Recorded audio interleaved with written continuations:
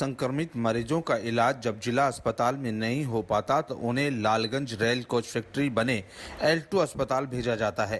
L2 अस्पताल की अव्यवस्थाओं को देखते हुए 2 प्राइवेट नर्सिंग होम को भी कोविड पेशेंट भर्ती करने की अनुमति मिली, जिसमें ITI परिसर में खुले वृतांत हॉस्पिटल भी शामिल है। इस हॉस्पिटल के ऊपर मनमानी तरीके से पैसे वसूलने का आरोप लगा है। ऐसे कई मामले देखने को मिले हैं जिसमें आपदा में अवसर तलाश करने वालों का चेहरा उजागर हुआ है।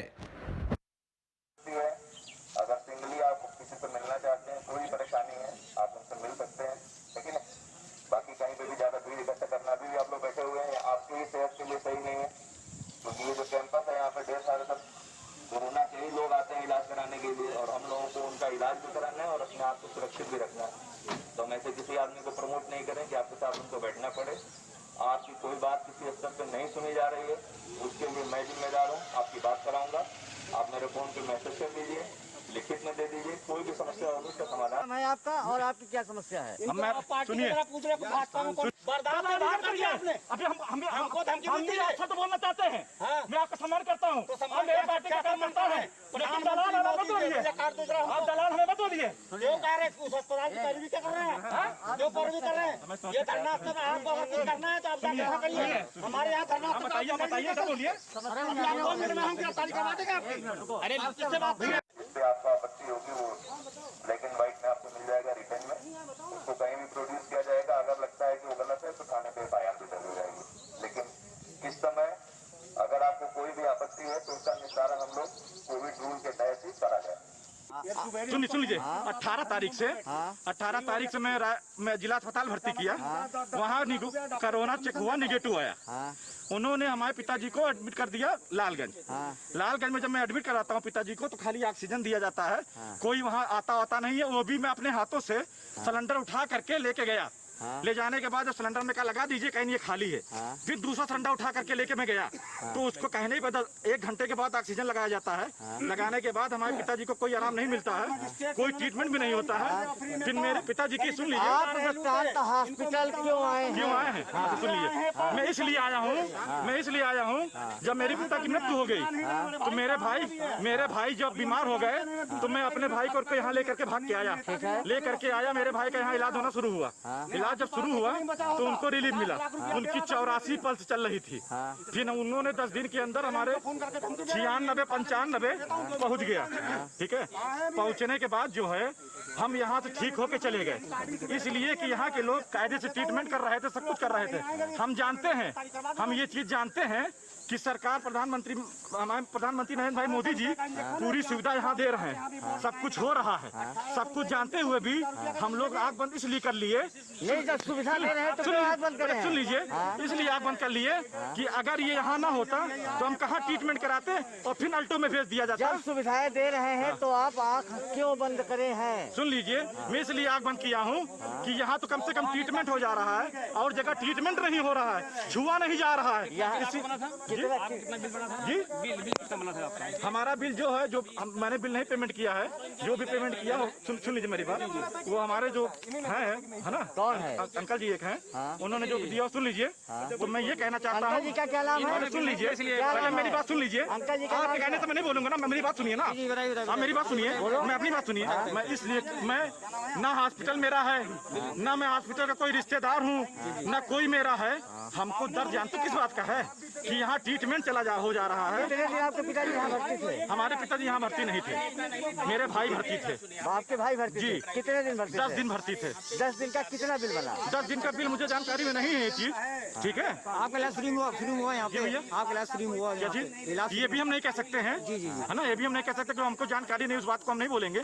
लेकिन आपके भाई 10 दिन भर्ती थे। सुन लीजिए मेरी बात, सुन लीजिए, हमको जानकारी नहीं है और ना मेरी हमदर्दी है इनसे। हमको खाली एक चीज की हमदर्दी है, जब हम यहाँ लेके आए तो यहाँ पकड़ा गया, छुआ गया, चेकअप हुआ, यहाँ पर ट्रीटमेंट हुआ। यहाँ पर कई ऐसे लोग हैं जो 6 दिन इनका हुआ और 1,72,000। जी भैया, ये कार्ड क्या हुआ?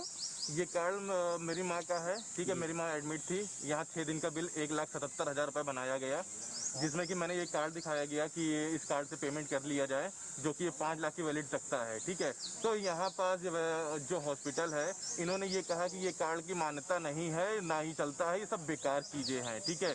जबकि हमारे भारत सरकार की तरफ से ये कार्ड दिया गया है, ठीक है, मगर इस चीज़ का कार्ड का प्रयोग नहीं किया गया। मुझसे कैश लिया और मुझसे कैश लिया गया, गूगल पे कराया गया है, ठीक है। मेरे पास प्रूफ है इस चीज़ का। कितना कैश लिया आपसे? हमसे कैश यहाँ लिए 10,000 रुपये का डिस्काउंट दिए हैं, बाकी कैश लिए हैं हमसे 1,67,000 रुपये समथिंग हमसे जमा कराया गया है। इसमें 30,000 उधार भी किया, जिसमें 30,000 रुपये मैंने उधार किया और बाकी अभी जमा किया। बाकी क्या धमकी मिलेगी आपको?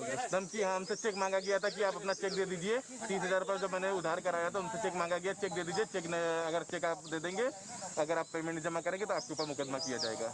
ये चीज़ की कार्रवाई की गई। तो ऐसे नर्सिंग होम को सीज कराया जाए और जो डॉक्टर हैं यहाँ, इनके ऊपर मुकदमा दर्ज किया जाए और गरीबों का पैसा वापसी कराया जाए, जो कि किया जाए।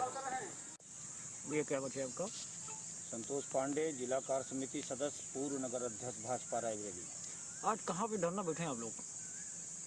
वेदांत हॉस्पिटल रायबरेली, जो ITI परिसर के अंदर अस्पताल पुराना है, उसी को कोई डॉक्टर संजय कुमार, जो कानपुर के रहने वाले हैं, उन्होंने इसे किराए पर ले रखा है।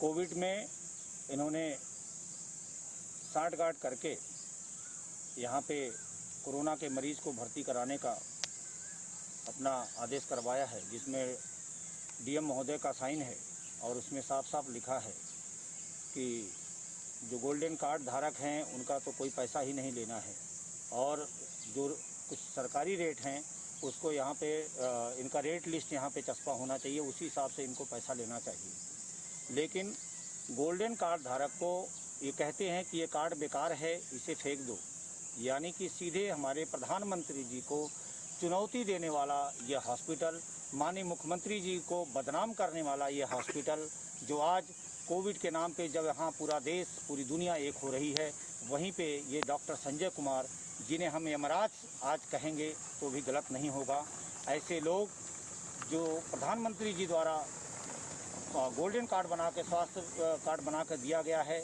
उसमें भी इन्होंने 5 दिन का 1,77,000 रुपया गरीब मरीज से ले लिया है, और वह गरीब मरीज ब्याज पे पैसा ला करके किसी तरह दे करके अपने मरीज को छुड़ा पाया है, ज़बरदस्ती यहाँ से ले जा पाया है। लगभग यहाँ 10 दिन में 15 से 20 से ज़्यादा मौतें हो गई हैं।